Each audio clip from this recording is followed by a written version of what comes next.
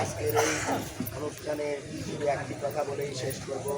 এই ক্রীড়াঙ্গনের মাধ্যমে আমরা লক্ষ্মীপুরের অনাচার, অবিচার, দুর্নীতি এবং মাদকপূর্ণ সন্ত্রাসমুক্ত লক্ষ্মীপুর করার অঙ্গীকার করে আগামী দিনে এই ক্রীড়াঙ্গন এবং লক্ষ্মীপুরের ভাবমূর্তি সারা বাংলাদেশে উজ্জ্বল করার অঙ্গীকার ব্যক্ত করে আপনাদের সবাইকে সংগঠক পেতে এবং খেলোয়াড় পেতে খেলাধুলায় অংশগ্রহণ, খেলাধুলায় এগিয়ে আসার আহ্বান জানিয়ে আমি আমার বক্তব্য শেষ করছি। আসসালামু আলাইকুম।